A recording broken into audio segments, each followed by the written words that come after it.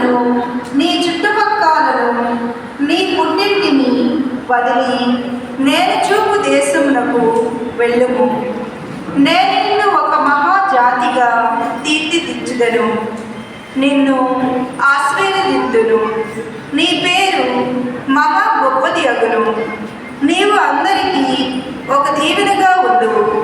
నిన్ను దీవించు వారిని దీవింతును, నిన్ను శపించు వారిని శపింతును.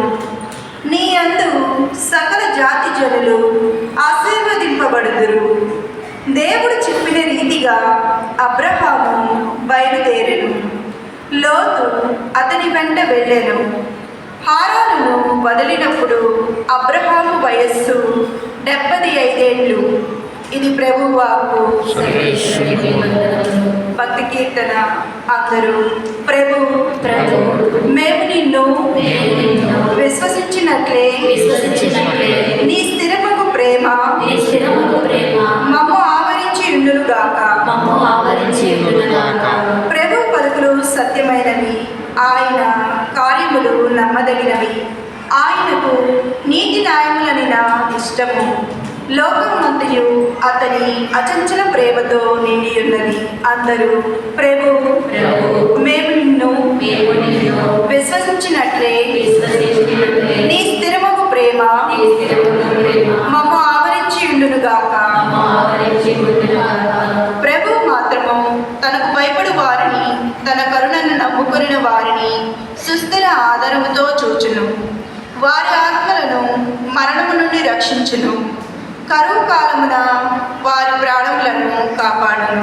అందరూ ప్రభు మేము నిన్ను విశ్వసించినట్లే నీ స్థిరముకు ప్రేమ మమ్ము ఆవరించి ఉండునుగాక. ప్రభు నందే మా నమ్మకము, ఆయనే మాకు సహాయము రాలు. ప్రభు మేము నిన్ను విశ్వసించినట్లే నీ స్థిరమకు ప్రేమ మమ్ము ఆవరించి ఉండునుగాక. అందరూ ప్రభు మేము నిన్ను విశ్వసించినట్లే నీ స్థిరమకు ప్రేమ మమ్ము ఆవరించి ఉండునుగాక.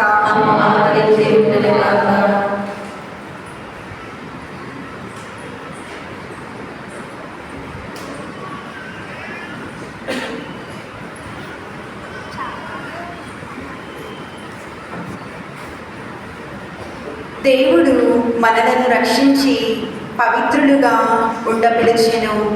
రెండవ పట్టణము. పునీత పౌలు గారు తిమోతికి రాసిన 2వ లేఖ 1వ అధ్యాయము 8వ వచనం నుండి 10వ వచనం వరకు. రెండవ పట్టణము. పునీత పౌలు గారు తిమోతికి రాసిన 2వ లేఖ 1వ అధ్యాయము 8వ వచనం నుండి 10వ వచనం వరకు. సోదరులారా, మనము మన ప్రభువునకు సాక్షిగా ఉండుటకు కానీ ఆయన బందీనకు నన్ను గూర్చి కానీ నీవు సిగ్గుపడకుము. దానికి మారుగా దేవుని శక్తి వలన సువార్త కొరకై నా వలె పాటుపడుము. మనము చేసిన కార్యముల వలన గాక అనుగ్రహపూర్వకమగు తమ సొంత ఉద్దేశములతోడనే ఆయన మనల్ని రక్షించి పరిశుద్ధమైన పిలుపుతో మనలను పిలిచెను. అనాది కాలముననే క్రీస్తు యేసునందు దేవుడు ఈ అనుగ్రహమును మనకు ప్రసాదించెను. కానీ ఈనాడు మన రక్షకుడకు క్రీస్తు యేసు దర్శనము ద్వారా అది మనకు బహిరంగము చేయబడినది. క్రీస్తు మృత్యు ప్రబల్యమును తుదముట్టించి సువార్త ద్వారా నిత్య జీవమును మనకు ప్రసాదించెను. ఇది ప్రభువు వాక్కు.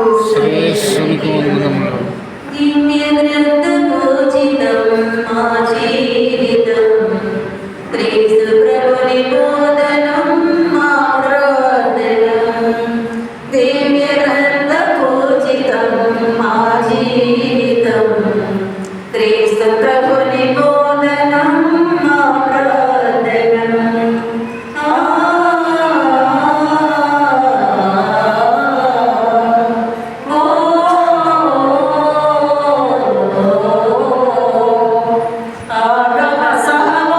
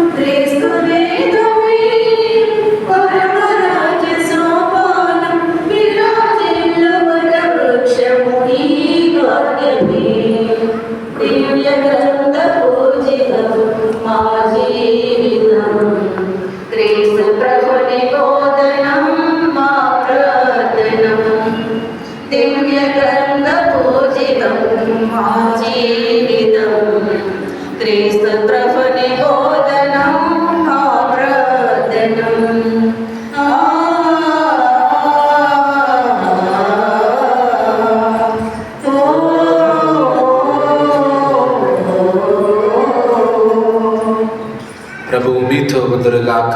మీ ఆత్మతో ఉందురుగాక. పునీత మత్తయ్య గారు రాసిన పవిత్ర సువిశేషములోని భాగము. ప్రభువా, మీకు మహిమ కలుగునుగాక. మత్తయి సువార్త 17వ అధ్యాయము వచనములు 1 నుండి 9 వరకు. మత్తయి సువార్త 17వ అధ్యాయము వచనములు 1 నుండి 9 వరకు.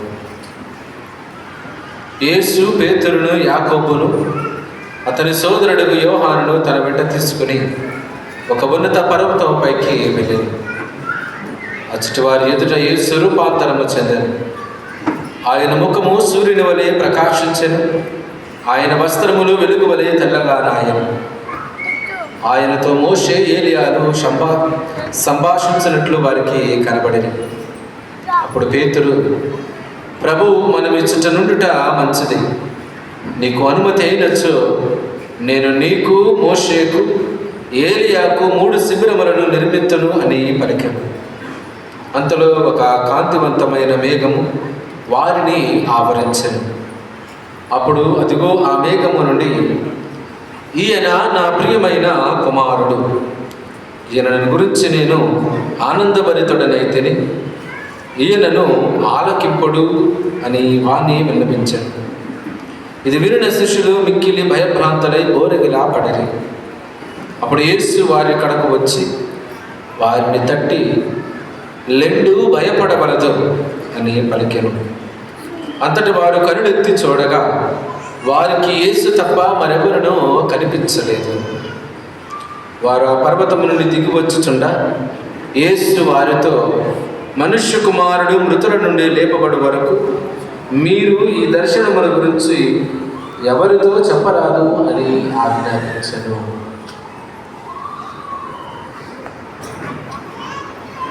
క్రీస్తుని సువిశేషము. క్రీస్తువా, మీకు స్తుతి కలుగునుగాక.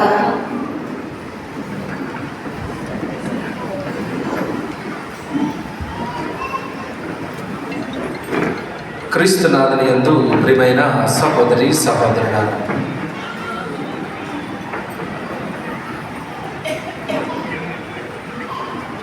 మత్తయి సువార్త 17వ అధ్యాయము 5వ వచనములో మనం ఆలకిస్తున్నటువంటి వాక్యము, అప్పుడు అదిగో ఆ మేఘము నుండి, ఈయన నా ప్రియమైన కుమారుడు, ఈయనను గురించి నేను ఆనందభరితుడనైతిని, ఈయనను ఆలకింపుడు అని వాణి వినిపించెను. నా ప్రియమైన కుమారుడు మీరు ఆలకించండి అని ప్రభు ఈరోజు మనందరికీ కూడా తెలియజేస్తూ ఉన్నాడు. అయితే ఈ మాటలు స్వయముగా తండ్రి దేవుడి నుండే వచ్చినది. క్రీస్తు ప్రభువును యొక్క దివ్య రూపధారణ సమయం ఎవరో వచ్చి చెప్పినటువంటిది కాదు, అక్కడ ఉన్నటువంటి ఎవరో కల్పితులుగా చెప్పినటువంటి మాట. స్వయముగా తండ్రి తన యొక్క కుమారుడు గురించి, ఇదిగో ఈయన నా కుమారుడు, ఈయనను దైవత్వం ఉన్నది, ఈయన దేవుని యొక్క కుమారుడిని రూఢీపరుస్తూ, ఇదిగో మీరు ఆయన ఆలకించండి, ఆయన యందు నేను ఆనందిస్తూ ఉన్నాననే విషయాన్ని తెలియజేస్తున్నాను. ఇదే మాటను మనము పరిశుద్ధ గ్రంథములో మరికొన్ని సందర్భాలలో కూడా మనం ఆలకిస్తూ ఉన్నాం. మార్కు సువార్త 9వ అధ్యాయము 7వ వచనములో మనం ఈ విధముగా ఆలకిస్తూ ఉన్నాం. మార్కు సువార్త 9వ అధ్యాయము 7వ వచనము,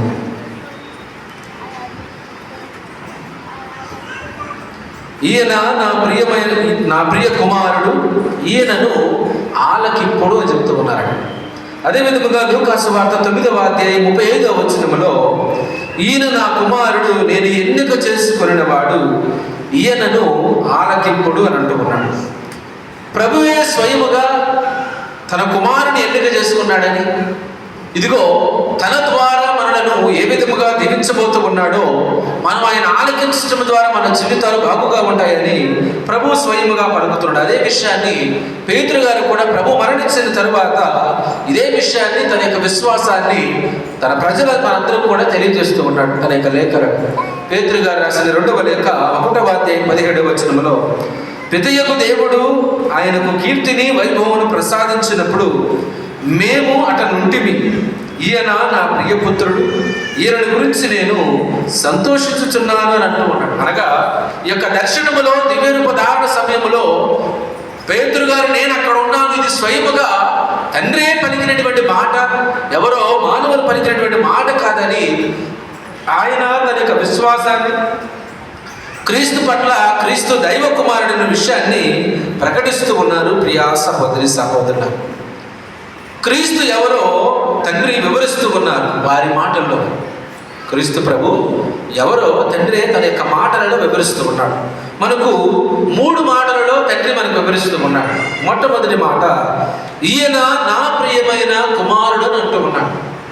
ఈయన నా ప్రియమైన కుమారుడు. మత్తయి సువార్త 3వ అధ్యాయము 17వ వచనం మొదటి భాగంలో ఈయన నా ప్రియమైన కుమారుడిని జ్ఞానస్నాన సమయంలో, అదే విధముగా మార్కు సువార్త 1వ అధ్యాయం 11వ వచనములో నీవు నా ప్రియమైన కుమారుడు అని, లూకా సువార్త 3వ అధ్యాయం 22వ వచనములో నీవు నా ప్రియమైన కుమారుడు అని సంబోధిస్తూ ఉంటాడు.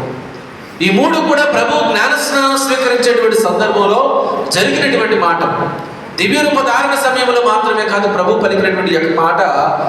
ప్రభు ఎప్పుడైతే జ్ఞానస్నానం స్వీకరించాడో, ఆ స్నానం స్వీకరించి బయటకు వస్తూ ఉన్నాడు, అప్పుడే మేఘములో నుండి తండ్రి దేవుడు పలికినటువంటి పలుకులు. ఇక 2వ మాట, ఈయనను గురించి నేను ఆనందించుచున్నాను అని అంటూ ఉన్నాడు. కుమారుడు గురించి నేను ఆనందిస్తూ ఉన్నాను. మత్తయి సువార్త 3వ అధ్యాయం 17వ వచనం 2వ భాగంలో ఈయనని గురించి నేను ఆనందిస్తూ ఉన్నానని ప్రభు చెబుతున్నాడు. పేతురు గారు రాసిన 2వ లేఖ 1వ అధ్యాయం 17వ వచనంలో ఈయనని గురించి నేను సంతోషించుచున్నాను అని చెప్తున్నాడు. ప్రభు చెప్పినటువంటి మాటనే ప్రభు ఏ మాటనైతే పలికాడో క్రీస్తు ప్రభు గురించి తండ్రి దేవుడు, ఆ మాటలను మరలా పేతురు గారు పలుకుతూ ఉన్నాడు, దృఢపరుస్తూ ఉన్నాడు. మాటలను ఆయన ఏమాత్రం కూడా మార్చటం లేదు. ఆయన చెప్తున్నాడు, సంతోషిస్తూ ఉన్నానని తండ్రి స్వయముగా పలుకుతూ ఉన్నాడు. కాబట్టి మనము క్రీస్తును ఎవరని మనం పలికేటువంటి సమయంలో, క్రీస్తు విశ్వాసం చూపించేటువంటి సమయంలో, క్రీస్తు యొక్క విలువను తెలుసుకునేటువంటి సమయంలో తండ్రి చెప్పినటువంటి మాట మనం గుర్తుంచుకోవాలి. ఈయన నా ప్రియమైన కుమారుడు, ఈయన గురించి నేను ఆనందించుచున్నాను అని అన్నాడు. ఇక 3వదిగా ప్రభు అంటూ ఉన్నాడు, మీరు ఆయన మాటను ఆలకించండి.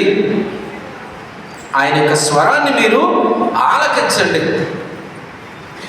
ద్వితీయోపదేశ కాండము 18వ అధ్యాయం 15వ వచనములో ప్రభు మీ ప్రజల నుండి నా వంటి ప్రవక్తనొకరిని మీ చెంతకు పంపును, మీరు అతని మాట వినుడు అని చెప్తూ ఉన్నాడు.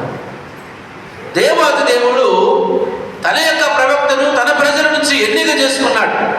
ఎందుకంటే దేవుడు తన యొక్క మాటను తన ప్రజలతో ఉంచడానికి, తన యొక్క ఆ చిత్తం ఏంటో ప్రజలకు తెలియజేయడానికి, ప్రజల యొక్క బాగోగులను చూసుకోవడానికి, ప్రజలకు అవసరమైనటువంటి ఆ సమయంలో వారికి తోడుగా ఉండడానికి, వారి అక్కరను తీర్చడానికి ప్రవక్తను నియమిస్తూ ఉన్నాడు. కాబట్టి మీరు గుర్తుంచుకోవాల్సింది, మీరు ప్రవక్త యొక్క మాటను ఆలకించండి. ప్రవక్త యొక్క చిత్తం ఏంటి, ప్రవక్త యొక్క ఉద్దేశం ఏంటి, తన యొక్క జీవితం అంటే ప్రభు ఉపదేశించినటువంటి పలుకులను నెరవేర్చడం. ప్రభు ఏ మాటలైతే చెప్పాడో అది ప్రజలకు మధ్యవర్తిగా ఉండి అందించేటువంటి వాడు. కాబట్టి ఆయన మాట మీరు ఆలకించండి. ఈ యొక్క 3 మాటలను క్రీస్తు గురించి తండ్రి స్వయముగా పలుకుతూ ఉన్నాడు. అందుకని అపోస్తలుల కార్యములు 3వ అధ్యాయము 22వ వచనములో కూడా ఏలైనా ప్రభువైన మీ దేవుడు నన్ను పంపినట్లుగా మీ సొంత ప్రజల నుండి ఒక ప్రవక్తను పంపును, అతడు చెప్పినదంతయు మీరు వినవలెను. ఎలైనా ప్రభువైన మీ దేవుడు నన్ను పంపినట్లుగా, అనగా ప్రవక్తగా నన్ను ఏ విధంగా అయితే పంపి ఉన్నాడు, అదే విధముగా మీ ప్రజల నుంచి ఒక ప్రవక్తను పంపిస్తూ ఉన్నాడు. మీరు గుర్తుంచుకోవాల్సింది, మీరు చేయవలసింది ఏంటంటే ఆ ప్రవక్త యొక్క మాటను మీరు వినాలి. ఒకవేళ కనుక మీరు కనుక వినకపోతే మీరు శపించబడతారు, మీరు నాశనం. ఎందుకంటే దేవుని యొక్క హస్తాలను విడినాడు మనం జీవించినప్పుడు, దేవుని మీద ఆధారపడక జీవించినప్పుడు, దేవుని యొక్క సహవాసానికి వద్దను వదిలేసి జీవించినప్పుడు మన జీవితం పతనం వైపు వెళుతుంది, కానీ మంచి వైపు కానివ్వండి లేదా విజయం వైపు మాత్రం ఏమాత్రం కూడా మనకు వెళ్ళదు.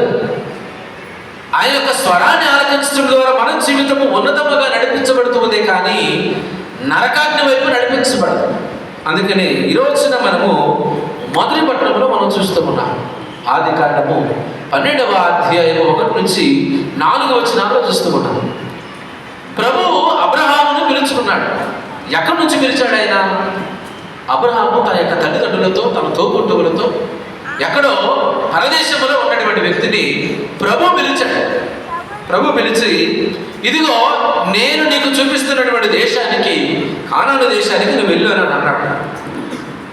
అబ్రహాము, నేను ఎలా వెళ్ళగలనయ్యా? నా బంధువులందరూ ఇక్కడే ఉన్నారు, నా ఆస్తులన్నీ ఇక్కడే ఉన్నాయి, నాకు వచ్చే సంపద కూడా ఇక్కడే ఉంది, నా తల్లిదండ్రులు ఇక్కడే ఉన్నారని ఏమన్నా మాటలు చెప్పాడా? అబ్రహాం గారు ఏ మాట మాట్లాడలేదు. ప్రభు ఆయన పంపించేటప్పుడు చెబుతున్నటువంటి మాట, ఇదిగో నేను నిన్ను ఒక మహాజాతిగా తీర్చిదిద్దుదును. 2వ వచనంలో చెప్తున్నాను, నిన్ను ఆశీర్వదింతును, జనులు ఆశీర్వచనం పలుకున్నప్పుడు వాడుకున్నట్టుగా నీ పేరు దేశ దేశములా వ్యాపింపజేయుదును. ఎప్పుడు ఈ మాట జరుగుతూ ఉంది? ప్రభు యొక్క స్వరాన్ని ఆయన ఆలకించినప్పుడు, ప్రభు యొక్క స్వరం ప్రకారంగా ఆయన జీవించినప్పుడు, ఆ ప్రభువుకు విధేయంగా జీవించినప్పుడు ప్రభు చెబుతూ ఉన్నాడు, నేను చెప్పిన విధంగా నీ వెళ్ళినప్పుడు నేను నిన్ను ఒక మహాజాతిగా తీర్చిదిద్దును, నిన్ను ఆశీర్వదింతును, జనులు ఆశీర్వచనములు పలుకున్నప్పుడు వాడుకున్నంత కనుక దీవెనను పొందుకోవాలన్నప్పుడు నీ పేరుని ఉచ్చరించే విధముగా నేను దేశ దేశముల వ్యాపింప చేస్తాను. 3వ వచనములో, నిన్ను దీవించు వారిని నేను దీవిస్తాను, నిన్ను శపించు వారిని శపిత్తును, నీ ద్వారా నేను సమస్త జాతి జనులను దీవిత్తును. నువ్వు అనుకుంటూ ఉన్నావు, నన్ను అనుసరిస్తూ ఉన్నావు, నా మాటను ఆలకిస్తూ ఉన్నావు కాబట్టి నువ్వు అవమానాలకు గురవుతావు, నువ్వు బాధపడవచ్చు, నిందలకు గురవుతావు, నువ్వు బాధపడవచ్చు, 10 మంది నిన్ను హేళన చేస్తారని బాధపడవచ్చు. కానీ నువ్వు గుర్తుంచుకోవాల్సింది ఒకటి, నిన్ను ఎవరైతే నిందిస్తూ ఉన్నారో నేను వారిని నిందిస్తాను, నిన్ను ఎవరైతే శపిస్తూ ఉన్నారో నేను వారిని శపిస్తాను, నిన్ను ఎవరైతే దీవిస్తూ ఉన్నారో నేను వారిని దీవిస్తాను. అనగా నీవు నన్ను అడ్డు పెట్టుకుని ఉన్నావు, నా మీద ఆధారపడి ఉన్నావు, నా కొరకు నీవు ఉన్నావు, నా స్వరాన్ని నీ యొక్క జీవిత లక్ష్యముగా చేసుకుని ఉన్నావు కాబట్టి నీకు కావలసిన సమస్తాన్ని నేను సమకూరుస్తాను. నీ కష్టాన్ని నేను తీసివేస్తాను, నీ ఇబ్బందుల్ని తీసివేస్తాను, నీ సంతోషాన్ని 10 మందితో పంచుకునే విధముగా నేను తీర్చిదిద్దానని ప్రభు అబ్రహాముతో వాగ్దానం చేశాడు. అబ్రహాము దేవుడి మీద ఆధారపడ్డాడు కాబట్టి సమస్తాన్ని వదిలివేసి ప్రభు చూపించినటువంటి మార్గాన్ని ఎన్నుకొని ప్రభు చూపించినటువంటి దేశానికి వచ్చాడు. పరదేశంలో ఉన్నాడు, భాష రానటువంటిది, సాంప్రదాయాలు తెలియనటువంటిది, ఆచార వ్యవహార శైలి తెలియదు, అక్కడ ఎన్ని ఇబ్బందులు పడాలో తెలియదు. అయినా కానీ దేవుడు చూపించాడు కదా నాకు మార్గం అని ప్రభుని అనుసరిస్తూ వెళ్తున్నాడు. ప్రభు యొక్క స్వరాన్ని ఆలకించాడు. ప్రియ సహోదరి సహోదరులారా, ఈ రోజున ఆయన పేరు మనందరిలో నానే విధముగా, విశ్వాసులకు తండ్రి అనే విధముగా ఆయన పేరును మనం సంబోధించే విధముగా దేవుడు దీవించాడు. అందుకని ప్రభు అంటూ ఉన్నాడు, ప్రియమైన కుమారుడు అనగా అర్థం ఏంటయ్యా అంటే, మనందరం అనుకోవచ్చు ప్రియమైన అనగా మనం అనుకునేది మన సినిమాల్లో చూసినట్టుగా లేదా మాట్లాడుకున్నట్టుగా బాగా ఇష్టమైనటువంటి వాడు అనుకుంటాం. కానీ ప్రభు చెప్తున్నాడు, గాఢముగా ప్రేమించినటువంటి వాడు, ఎన్నిక చేసుకునే వాడు, పవిత్రమైనటువంటి వాడు అని అర్థం. గాఢముగా ప్రేమించినటువంటి వాడు, ఎన్నిక చేసుకునేటువంటి వాడు, పవిత్రమైనటువంటి వాడు అని అర్థం. యోహాను సువార్త 3వ అధ్యాయం 16వ వచనంలో మనం చూస్తున్నాం, దేవుడు లోకమును ఎంతో ప్రేమించి తన ఏకైక కుమారుని మనకు ప్రసాదించెను. అనగా ఆయన ప్రేమించినటువంటి తన యొక్క సొంత కుమారుణ్ణి మన కొరకు ఇచ్చాడు. ఎందుకంటే మనందరి రక్షణ కొరకు మనము ఆయన కుమారుని యొక్క ప్రేమలో నెలకొని ఉండాలని తండ్రి ఏ విధంగానైతే ఆ కుమారుడికి ఇచ్చాడు, అదే ప్రేమలో మనము కూడా అటువంటి ప్రేమనే కలిగి మనం జీవించాలని ప్రభు తన యొక్క కుమారుని మనకు పంపించాడు. కాబట్టి ఆ కుమారుని మనము ఏ విధముగా మనము స్వీకరిస్తూ ఉన్నాం. మత్తయి సువార్త 3వ అధ్యాయం 17వ వచనంలో ఈ మాటను మనం ప్రభు పలుకుతూ ఉన్నాడు బాప్తిస్మ సమయంలో. ఈయన నా ప్రియమైన కుమారుడు, ఈయన గురించి నేను ఆనందించుతున్నానని ఆ వాలి పలికాను. ఇక్కడ మనకు క్రీస్తు ప్రభు యొక్క దైవ స్వభావాన్ని, తండ్రితో క్రీస్తుకు ఉన్న బంధాన్ని వివరిస్తూ, ఈయన నా ప్రియమైన కుమారుడు అనగా ఈయన దైవత్వములో ఒకడనగా నా యొక్క దైవత్వంలో తనకు కూడా బాగా ఉన్నది. ఇదిగో నా వంటి పవిత్రుడు నా కుమారుడు కూడా, ఇగో ఈయన పరాయివాడు కాదు, మీరు అనుకున్నటువంటిగా మానవ మాత్రుడే కాదు, నా యొక్క కుమారుడని తండ్రి అక్కడ దృఢపరుస్తూ ఉన్నాడు. ప్రియ సహోదరి సహోదరులు, అదే విధముగా క్రీస్తు యొక్క అధికారాన్ని, తన యొక్క శక్తిని, పవర్ను కూడా ప్రభు అక్కడ తెలియజేస్తూ ఉన్నాడు. ఈయనకు సమస్తం మీద అధికారం ఇవ్వబడింది, ఈయనకు సర్వాధికారం ఈయనకు ఇవ్వబడిందని బాప్తిస్మం సమయంలోనే ప్రభువు తెలియజేస్తున్నాడు. కాబట్టి సర్వాధికారం ఇవ్వబడినటువంటి ప్రభువును, ఇదిగో పవిత్రతలో నింపబడినటువంటి ప్రభువును, తండ్రి యొక్క కుమారుడిగా ఉన్నటువంటి ఆ ప్రభువును మనందరము కూడా ఆలకించాలనే ప్రభు వల్ల కోరుతున్నాడు.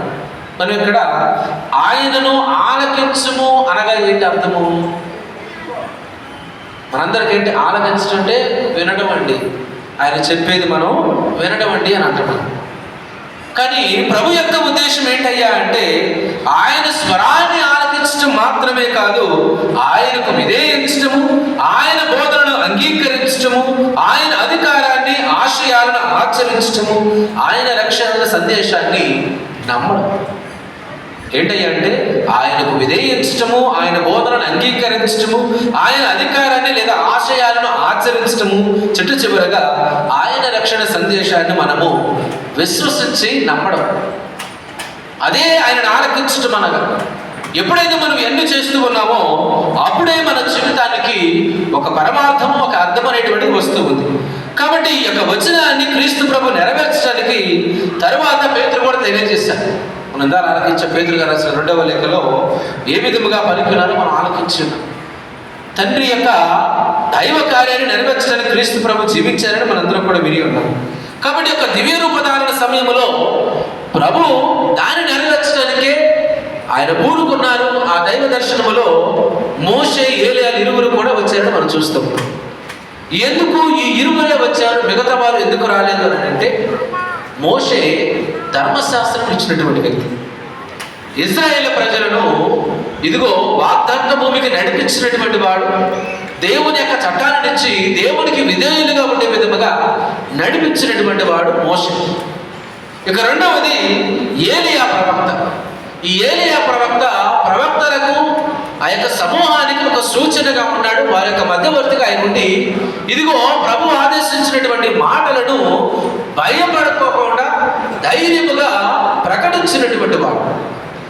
కాబట్టి ప్రభు యొక్క దివ్యరూప ధారణలో తన యొక్క శిష్యులతో తెలియజేస్తున్నటువంటి, లేదా మనందరం కూడా తెలియజేసేటువంటిది, మోషే 10 ఆజ్ఞలు ధర్మశాస్త్రాన్ని ఇచ్చాడు. నూతన మోషేగా క్రీస్తు ప్రభు నూతన అయినటువంటి దైవ ప్రేమ, సోదర ప్రేమ అనేటువంటి ఆజ్ఞనిచ్చి మనందరినీ కూడా దేవుని యొక్క బిడ్డలుగా చేస్తూ ఉన్నారని చెప్పాడు. ఇక ఏలియా ప్రవక్త మాదిరిగా నూతన ఏలియాగా క్రీస్తు ప్రభు వచ్చి ప్రభు ఆదేశించినటువంటిది, ప్రవక్తలు ప్రబోధించినటువంటి ప్రవచనం అనేటువంటిది ఈయన యొక్క జీవితము ద్వారా నెరవేరింది, నా యొక్క జీవితంలో నెరవేరిందని దృఢపరుస్తూనే ఇక వారి ఇరువురు యొక్క రాకడలో ఉన్నటువంటి అర్థాన్ని మనందరూ కూడా వివరిస్తూ ఉన్నారు ప్రియ సహోదరి సహోదరుడు. కాబట్టి ఈ యొక్క దర్శనము ద్వారా దేవుడు మనకు తెలియజేస్తుంది అండి. ఈ యొక్క దర్శనము ద్వారా క్రీస్తు చట్టాన్ని మరియు ప్రవక్తల ప్రవచనాన్ని నెరవేరాయని మనం తెలియజేస్తున్నాడు. క్రీస్తుకు సర్వాధికారం ఉందని ఆయన తెలియజేయడం జరుగుతుంది. అదే విధముగా ఈ యొక్క దర్శనములో క్రీస్తును తెలియజేస్తుంది పూర్తిగా.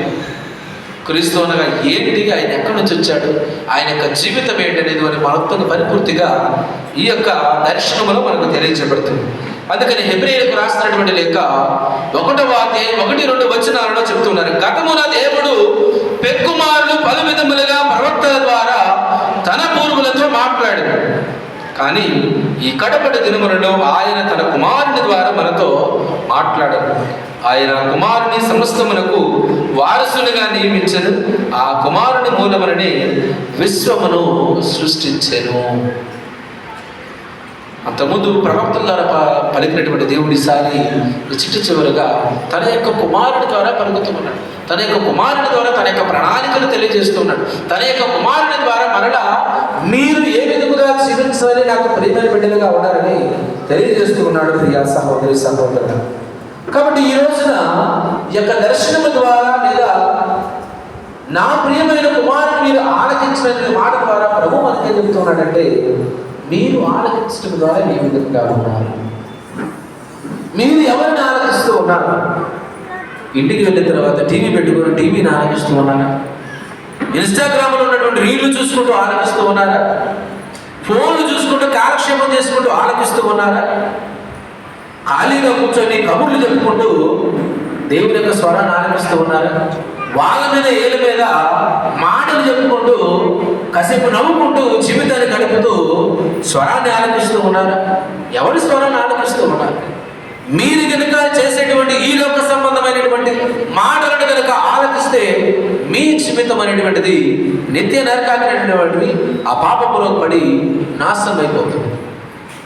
లేదు, నేను నశించకూడదు, నేను జీవించాలి, నేను దేవుని ఉండాలి అని అనుకుంటే మనము చేయవలసింది దేవుని యొక్క స్వరాన్ని ఆలకించాలి. దేవుని యొక్క స్వరాన్ని ఆలకించాలంటే ఏం చేయాలంటే దేవాలయంలో కూర్చొని దేవుడితో ఏకమై ప్రార్థన చేయాలి. ప్రార్థన చేయకుండా దేవుడు నన్ను చూసుకుంటాడులే, నాకు ఇస్తాడులే అంటే దేవుడు ఇవ్వడు. క్రీస్తు ప్రభువే ఆయన అనేక సందర్భాలలో ప్రార్థనలు చేశాడు. మనం పోయిన వారము మనందరం కూడా వాక్యం ఆలకించాం. ప్రభు శోధనలకు గురయ్యారు. శోధనల గురించి మనం విన్నప్పుడు శోధనకు ప్రధాన కారణం ఏంటి? మనకు అవసరం లేనటువంటి దానిని మన జీవితంలో ఏ మాత్రమే కూడా ఉపయోగం లేనటువంటి దానిని ఆ సమయానికి దాని కొరకు మనం ప్రాకులైనప్పుడే శోధన వచ్చింది. ప్రభు చెబుతున్నాడు, శోధనలకు గురి కాకుండా మీరు ప్రార్థన చెయ్యండి అని చెప్పారు. మనం ఎప్పుడైతే ప్రార్థన చేస్తూ ఉన్నామో ఆ ప్రార్థనలో మనం ప్రభువుతో మాట్లాడుతూ ఉన్నామో ప్రభు మనతో మాట్లాడుతూ ఉన్నాం.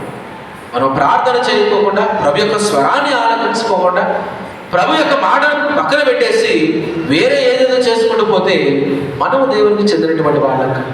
మనం దేవుని యొక్క స్వరాన్ని ఆలకించేటువంటి వాళ్ళం కాదు.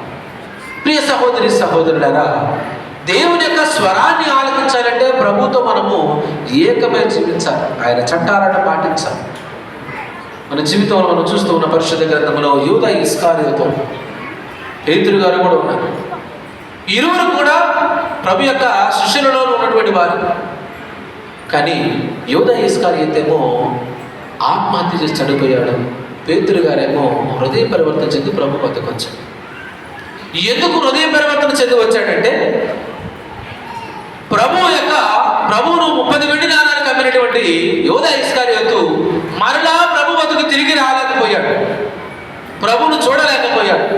ప్రభువుతో మాట్లాడలేకపోయాడు. కానీ పేతురు మాత్రము 3 సార్లు మొక్కిన తర్వాత, కోడి కూసిన తర్వాత ప్రభువు చెప్పినటువంటి మాట ఆయన జ్ఞాపకం తెచ్చుకొని ఎక్కి ఏడ్చి ప్రభువును కనుగొన్నాడు. మనం కూడా పాపం చేసినప్పుడు ప్రభు నీ పాపాలను ఇదిగో నువ్వు ఇది చేసావు అది చేసావు అని అనడం లేదు. ఆయన నడుతుంది, నువ్వు నా వద్దకు రా, నేను నిన్ను చూస్తున్నాను కదా, నీ పాపాలను చూడలేదు. ప్రభు నీ యొక్క స్వరాన్ని ఆలకించడానికి ఉన్నాడు. కానీ నీవు మాత్రము ఆయన స్వరాన్ని ఆలకించడానికి నువ్వు సిద్ధంగా, ఎందుకంటే నీ పాపం ఒక పెద్ద గోడగా అడ్డుగా ఉండి ప్రభు యొక్క స్వరాన్ని వినడానికి ఒక పెద్ద అడ్డుగా ఉంది. కాబట్టి ఆ ప్రభు యొక్క స్వరాన్ని ఆలకించడానికి మనం ప్రతినిత్యము కూడా దేవుని ఏకమవుతూ ఆయన యొక్క చట్ట ఆజ్ఞలకు బదులై చూపించే విధముగా దేవుడు మనందరినీ కూడా దీవించమని ఈ యొక్క దివ్య బలిపూజలో ప్రార్థిస్తాం.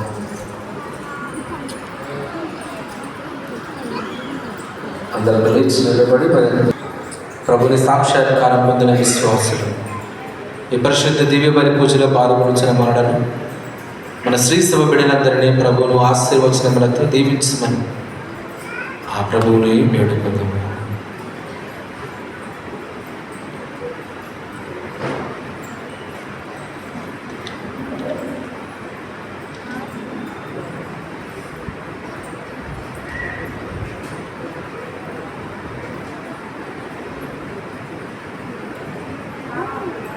శ్రీసభ కొరకు మా శ్రీసభను పాలిస్తున్న మన లియో జగద్గురులను, మా స్థానిక పీఠాధిపతులు జోసెఫ్ రాజారావు గారిని, మా విచారణ గురువులు విలియం జయరాజు గారిని, సహాయక గురువులను, ఉపదేశులను, సంఘ పెద్దలను, సకల విశ్వాసులను అనునిత్యము కాచి కాపాడి వారికి అవసరము దైవజ్ఞానము, వివేకము, ఓర్పు, నేర్పులను దయచేయమని అందరూ ఓ ప్రభువా మా ప్రార్థన ఆలకించండి. ఓ ప్రభువా మా ప్రార్థన ఆలకించండి.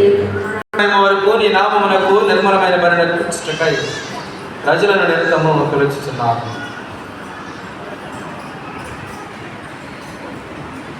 కావున ఓ ప్రభువా ఈ కానుకలను నీ సముఖమునకు తెచ్చి ఉన్నాము. పవిత్రాత్మ ద్వారా వీరిని పవిత్రపరచ బ్రతిమాలుకొంటున్నాము.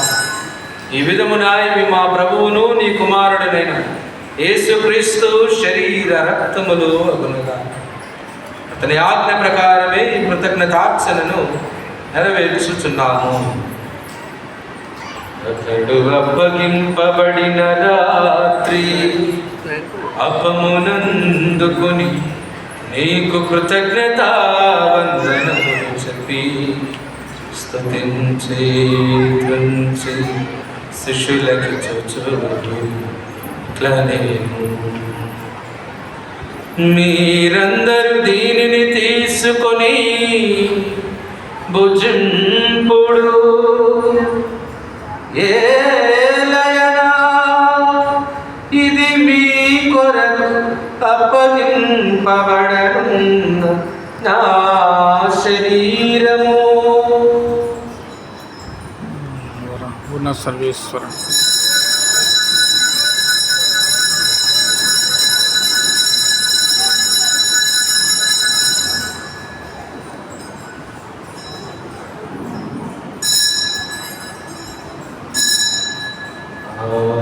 విధముగనే భోజనానంతరము పాత్రము నందుకుని నీకు కృతజ్ఞత వందనములు చెప్పి స్తుతించి శిష్యులకి చూచు ఇట్లా నేను,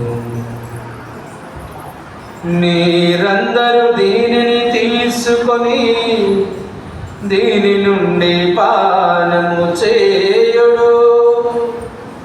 ఏలయనా ఇది నూతన నిత్య నిబంధన యొక్క రక్తపు పాత్రము. ఇది మీ కొరకును అనేకుల కొరకును పాప పరిహారమునకై అరవయబడును. దీనిని నా జ్ఞాపకార్థం చేయుడు. పూర్ణ సర్వేశ్వర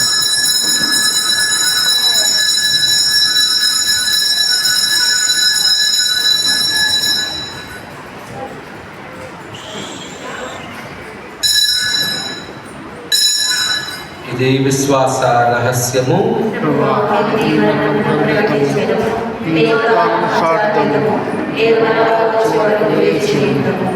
కనుక తండ్రి నీ కుమారుని రక్షణాయుతమగు శ్రమలను అద్భుతమైన ఉత్థానమును మోక్షారోహమును స్మరించుచు అతడు మరలా వేయించేయనని ఎదురుచూచు మేము ఈ పవిత్ర జీవన వరిని కృతజ్ఞతతో నీకు అర్పించుచున్నాం. నీ పవిత్ర శ్రీసభ యొక్క కానుకను ప్రీతితో వీక్షింప బ్రతిమాలుచున్నాం. తన మరణము ద్వారా మమ్ము నీతో సఖ్యపరిచిన నీ కుమారుని బలిని స్వీకరింపు.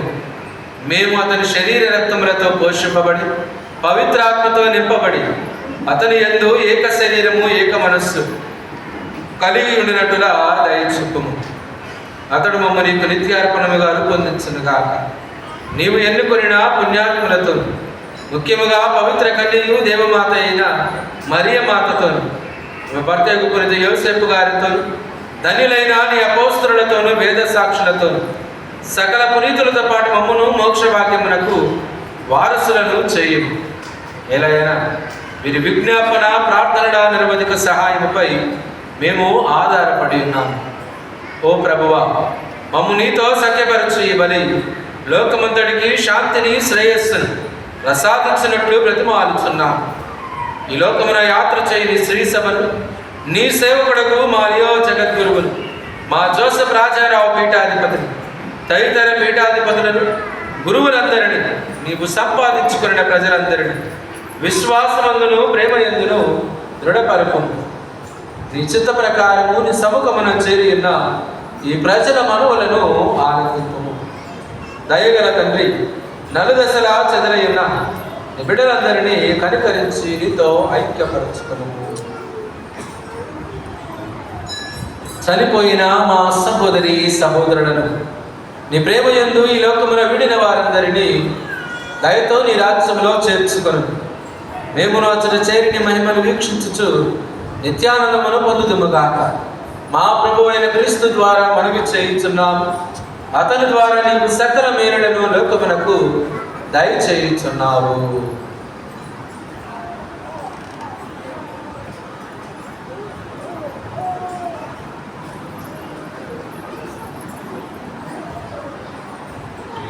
క్రీస్తు ద్వారా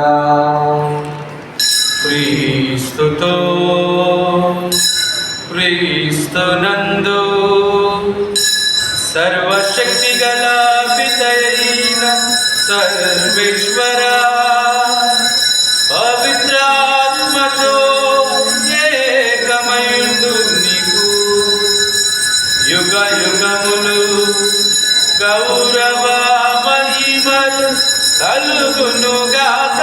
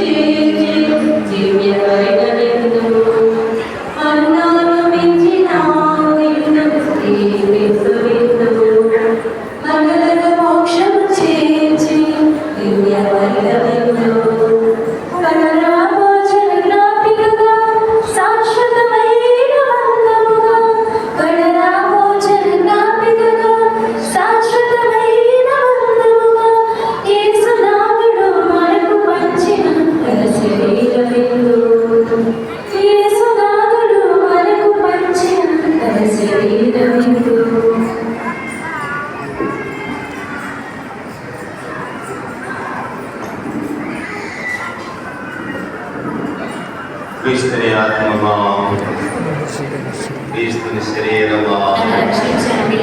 క్రీస్తుని రక్తమా, నాకు తృప్తి కలుగునించండి. క్రీస్తుని కృపలో నుండి కారుడి నీళ్ళ, నన్ను కడగండి. క్రీస్తు అనుభవించిన కష్టమా, నాకు ధైర్యం కలిగినట్లు చేయండి. ఓ మంచి చేసువా, నా ప్రార్థన ఆలకించండి.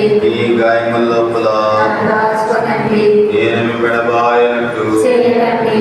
దుష్టశత్రుల చేతిలో దొరకకుండా నన్ను కాపాడండి. నా మరణ సమయమందు మీరు నన్ను పిలుచుకొనండి. నన్ను మీ సన్నిధికి రా చేయండి. మీ పునీతులతో కూడా